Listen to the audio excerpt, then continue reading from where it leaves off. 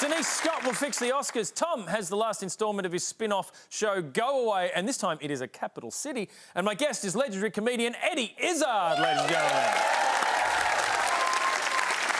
But first, congratulations to Katter Party Senator and man elected to Parliament with 19 votes, Fraser Anning, who made his maiden speech yesterday, and it was a doozy.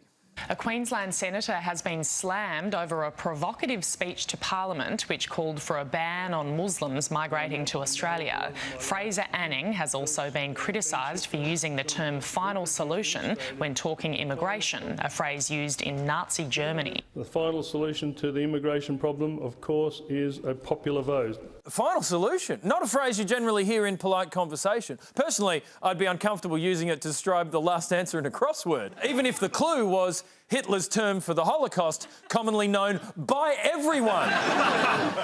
Senator Anning is standing by his choice of words. It was just two words. The thought police have jumped on it. They've taken it completely out of context. Well, not technically the thought police, given you said it out loud. The senator was condemned by all the party leaders, except one. It was a magnificent speech. It was solid gold. And he stumbled on a bit of a malapropism there. And, hey, he didn't go to university. He was out working, building pipelines for the coal and the gas and the oil and working in Gladstone with a hard hat on. He's a member of the hard left, not the lily pad left. He didn't get to a university and know the significance of all these words.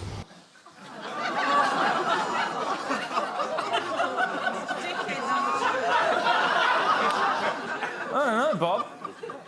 I reckon a guy we never heard of 24 hours ago is now a household name because he gave the most racist speech we've heard in Parliament, I don't know, since the last time. He knows the significance of his words. So do you. Moving on. Look out. Look out, Space. America is coming. Donald Trump has set a bold deadline for his so-called Space Force project, planning to have an interplanetary military branch running within 18 months. It is not enough to merely have an American presence in space. We must have American dominance in space, and so we will. Well, you couldn't dominate Vietnam or Afghanistan. Good luck dominating an area of infinite dimensions. But don't get me wrong, I'm all for Trump's plan to build a wall around Mars and make the Martians pay for it. I mean, they are killing us on trade. To Australia's latest bratty sporting bad boy. He's the reluctant racehorse, Aqua, who's won $9 million in a blistering career, is just not that into it anymore. He hasn't jumped. He hasn't jumped, Chautauqua. He stood there again. The racing future of formerly the world's fastest horse hangs in the balance. If the fastest horse in the world no longer wants to run, I can only see one other option. A stint in the A-League with the Central Coast Mariners! Yes! In rooting news, more and more women are using apps to prevent pregnancies. What could go wrong? One app, Natural Cycles, used its own basal body thermometer and fertility prediction algorithm to become a certified method of contraception in Europe last year. However, after 37 Swedish women got pregnant while using Natural Cycles as their primary form of birth control, the app has come under fire. If you're really not ready to have a child, maybe you should use some other kind of protection. Yeah, or at least try a different app. You know, like Words with Friends. I mean, the science is still out, but it will definitely stop you getting late. Journalism's third biggest night of nights, the Kennedy Awards, were held this week. The award for Outstanding News Photo went to the Daily Telly's John Granger for his pappy snap of Vicky Campion. I mean, photo of the year. It's not even the best Barnaby photo. I mean, this photo told the story better. Yeah, to be honest, so did this one. But in here, the name is the photo that wasn't even nominated. Yeah, I'm talking, of course, about the story that gripped the world back in January, Sexy Kangaroo. Yeah. I bet that guy gets all the pouch. Up next, power bills are high. How come that? But first, The PM got his party to support his energy policy this week, but the return of an old foe suggests he shouldn't get too comfortable. It's the one movie you must see this year. A government who thought they were safe. Until someone from the past returns. Who will survive when he comes back? The return of the Lizard King.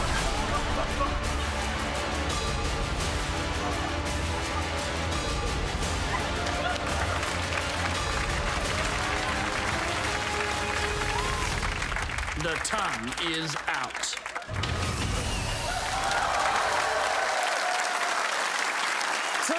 Electricity prices, a topic that would be shocking if we could afford the electricity to be shocked.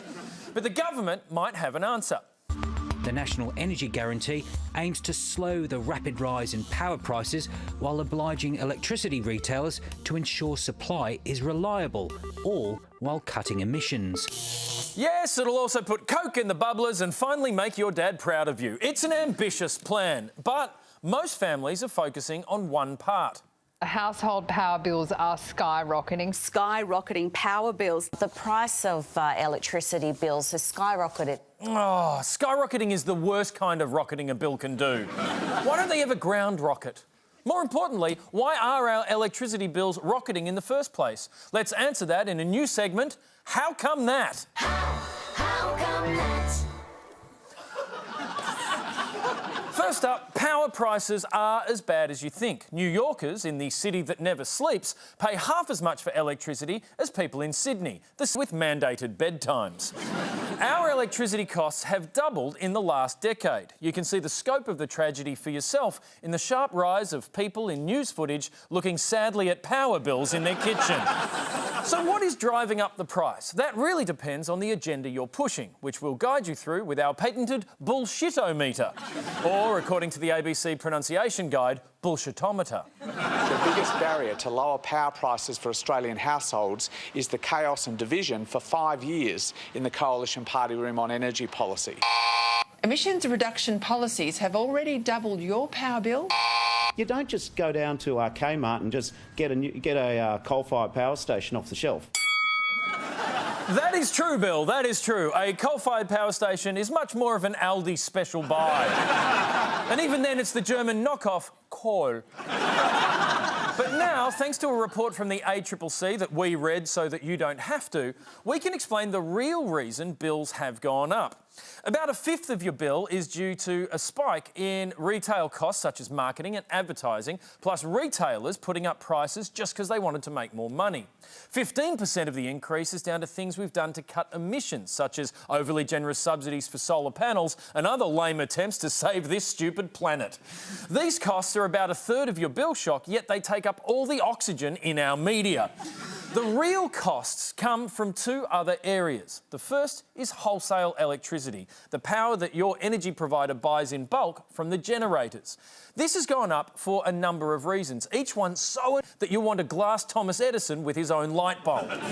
There's been a botched transition from coal to renewables, confusion over climate policy and a lack of competition in the energy market. And there hasn't been a lot of motivation to fix this since some energy generators and energy retailers are actually the same company, which can pass these extra costs on to you.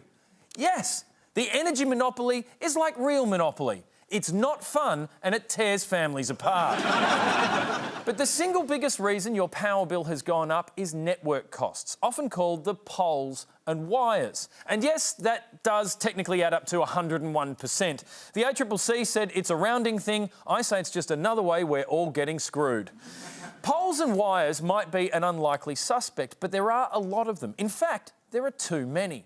In 3 states, the ACCC finds significant overinvestment in networks, ripping billions of dollars of extra revenue from consumers. That alone adds up to $200 to an average home's annual power bill. The policy put in place to prevent blackouts was gamed by the companies that control the grid to buy things they didn't need and then put them on your bill, which is bold. It is bold. If a waiter did so much as add a coffee I didn't order to my bill, I would stage a loud protest. Yeah? Who's a flat white now, Alan? It's me, the flattest white you'll ever know. Look, it sounded tough head.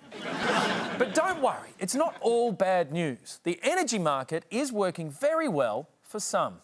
AGL has tripled its profits while admitting households are facing cost of living pressures. Australia's biggest electricity generator made $1.59 billion net profit last year. That's up 194%. So the system is broken and we're all getting screwed. And that's How Come That? Up next, Denise Scott will save the Oscars. But first, the question on everyone's mind. What's Christopher Pine been up to?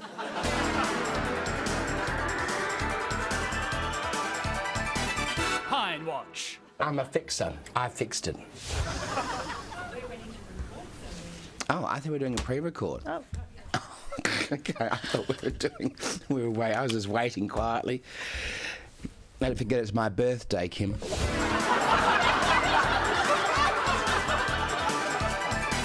Pine Watch. I fixed it. Big changes are coming to film's Night of Nights. In proof that audiences do control what goes to air, organisers of the Academy Awards are overhauling the primetime TV show in America. It will be shortened and include a popular film category in moves designed to boost ratings. To tell us more about the changes, would you please welcome award-winning comedian, host of Studio 10 and awards show expert, Denise Scott! Denise, welcome. Welcome. All right, so the Oscars are adding a separate category for Best Popular Picture. What's your take on this? Well, I think it's fantastic. It's exactly what the Oscars needs, to be more like the Logies. Make it a popularity contest. Wonderful. In fact, I think they should take it further, and for starters, I think they should move it to the Gold Coast. So, hang on, you seriously think the Oscars should be on the Gold Coast? Absolutely, why not? I was at the Logies this year, and in keeping with their Gold Coast culture, there was free booze, Charlie, and we all know what that means. Spew. And plenty of it. Oh, it makes the event so much more colourful. And inclusive. You know, it didn't matter whether you were old or young, male or female, cast or crew, everyone was having a vomit. So is there anything else that the Oscars could borrow from the Logies? Oh, yes, absolutely, Charlie. Food. At the Oscars, everyone sits in formal rows, but at the Logies, you get to sit down at tables and you get to eat a decent meal, which is great because the women have been starving themselves. I sat with my Studio 10 colleagues, Sarah Harris and Ange Bishop. They hadn't eaten anything in 6 weeks, Charlie. I saw them come back to life in front of my eyes. Still get emotional about that. And it's also great for people like, you know, Grant Denyer, who, as we all know, had his show cancelled. So it meant he could run around the room, shoving bread rolls into his pockets, you know, for the rough times ahead. At the Logies, no one pays any attention to the actual ceremony because everyone's busy on their mobile phones tweeting about the event instead.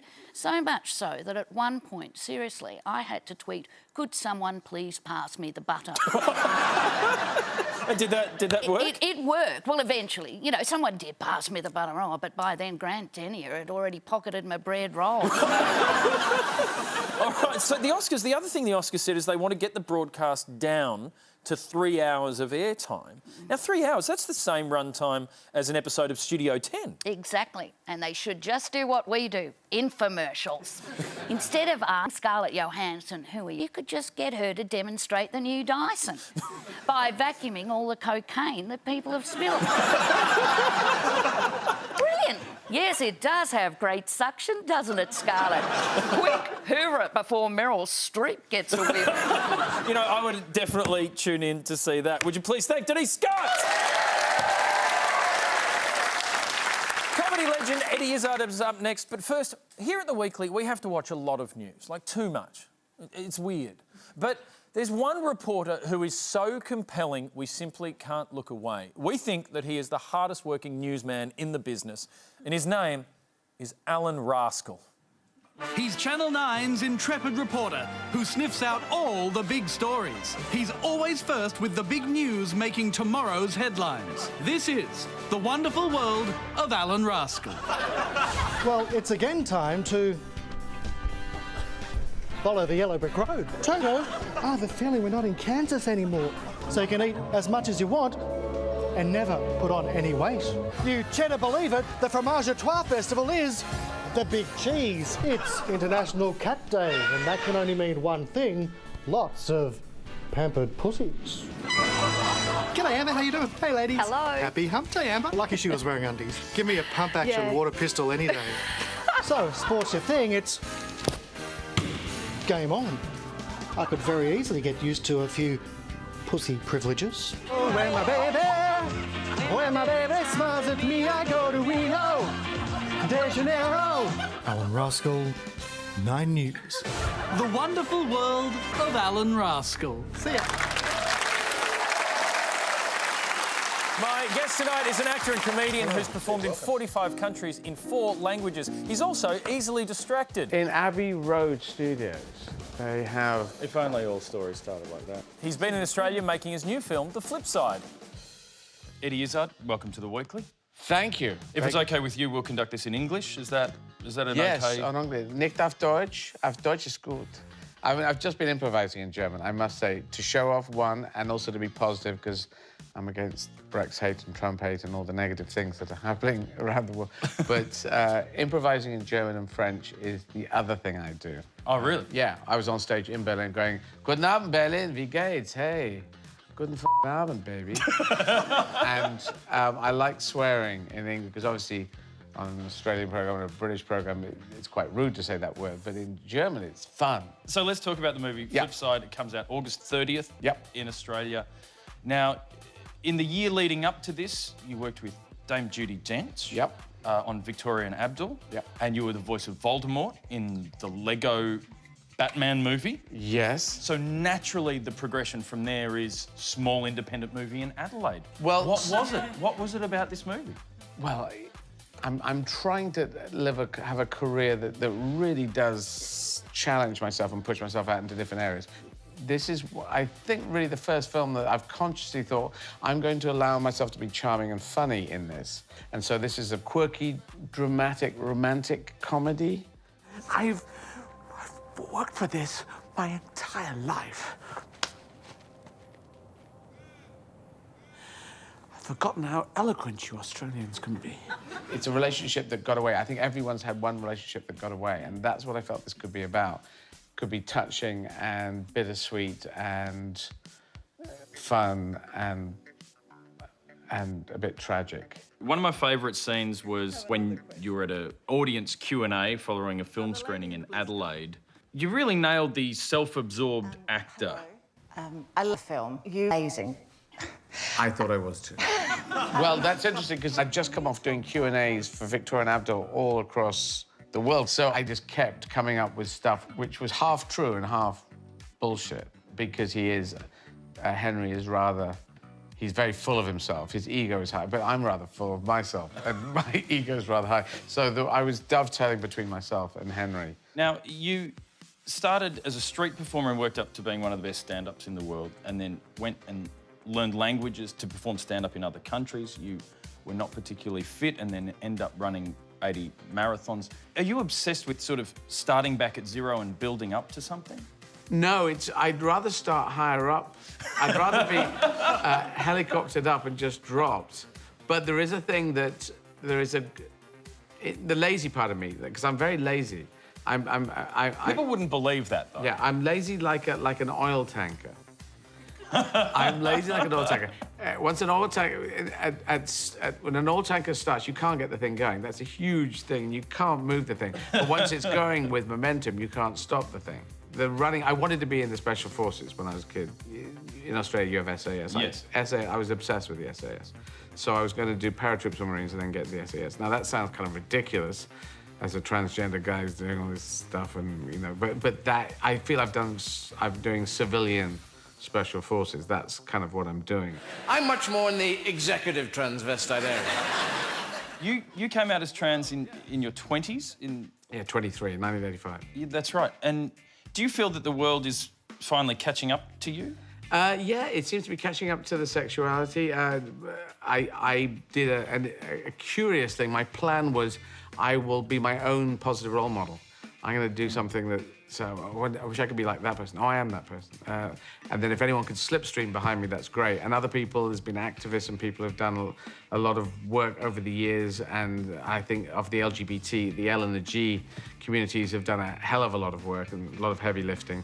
And we're in a different place now. Humanity cannot go forwards if we're going backwards. This seems to be obvious to me. So I'm just going to keep fighting forwards.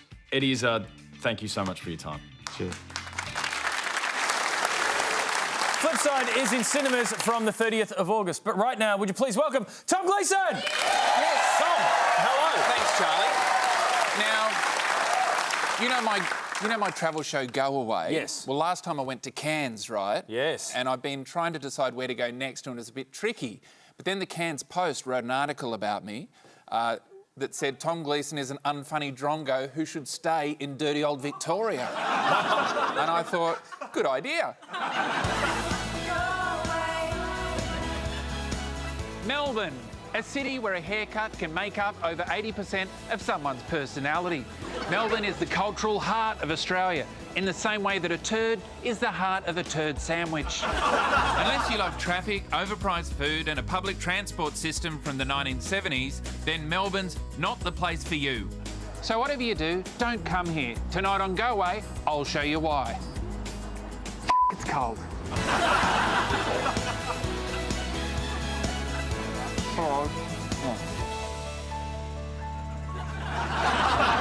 If you enjoy being stuck in a confined space with people you don't know, trams are a great way to get around.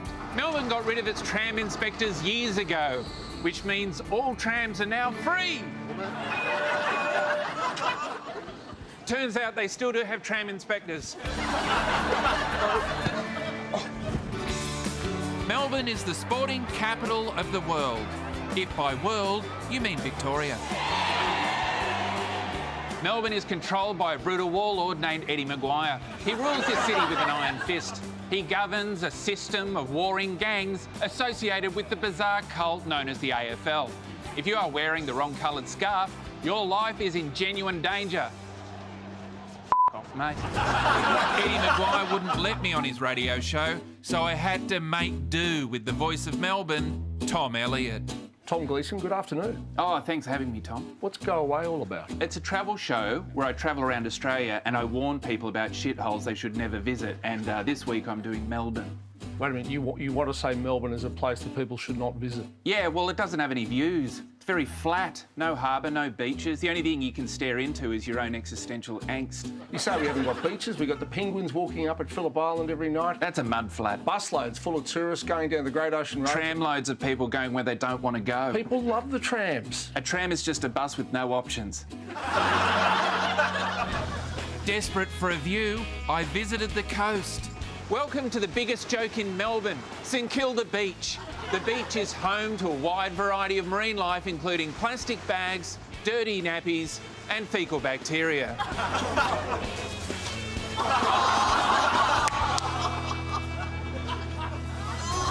Melbourne is one of the easiest airports to get to, and once you've arrived, you'll immediately feel like a local because there's no train link to the city. So you can sit in traffic for hours, just like all the no-hopers that live here. After your 4-hour journey through traffic from the airport, the first thing you'll see is the Melbourne Star observation wheel. The wheel is built on reclaimed land and yet to be reclaimed by tourists. One revolution takes an hour, so you have plenty of time to take in the majestic view of the traffic jam you've just escaped. The wheel is open 365 days a year, unless it's broken, which happens pretty regularly. Sometimes when people are on it. So pack a lunch and something to piss in. Melbourne's laneways are so dreary to look at, public vandalism is considered an improvement. There are hidden gems all over Melbourne. Some of the best cafes and restaurants are hidden behind closed doors in even the quietest of places. Let's take a look. Great wine bar, mate. You can't come to Melbourne without trying their signature drink, coffee. Melbourne's coffee has to be good to distract you from the full-body agony of sitting on milk crates. Oh, hey, where are your toilets? Sorry, mate, we don't have any. Oh, you just pumped 4 shots of coffee into me. Now I'm going to shit myself because you're too cool to have a toilet. So there you have it. Melbourne would be a great place to see if it hadn't disappeared up its own arse. So when a Victorian tells you for the 100th time that Melbourne is the world's most livable city, tell them to go away. I ordered a beer.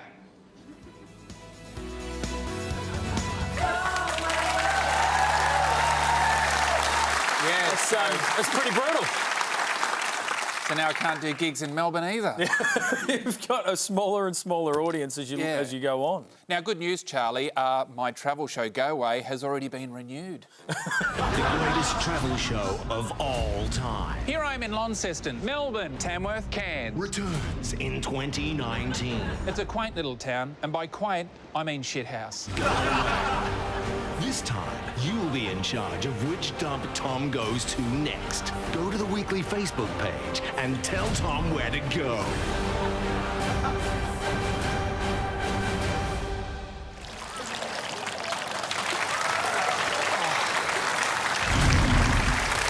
Yeah, so just go to our Facebook page and you can tell me where to go next, and I won't be able to do gigs there either. That's all coming in 2019. Would you please thank Mr. Tom Gleeson? Thank you. Thank you. We're just about gone, but time for a quick nightcap. And here at The Weekly, we like to raise awareness of people who are doing it tough. And in particular, contestants on Millionaire Hot Seat. The tragic tales of Millionaire Hot Seat.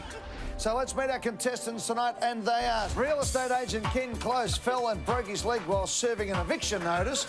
Nurse Elizabeth Robinson lost a wheelchair-bound patient at the airport when Victoria Trentalis went to kiss her boyfriend for the first time. He gave her a high five. Mark Markle had difficulty ordering a zinger at KFC. Pete Burns was sentenced to 2 weeks in a Greek prison. Isabel Wassman found an abandoned car with a rotating pig on a spit. Elaine Richardson licked his friend's foot and was sick for 2 weeks. Beck Whiteway sold her family home last year and now has nowhere to live. The tragic tales of Millionaire Hot Seat. That's Us Done. You Can't Us That is up next. We'll see you next week. Good night.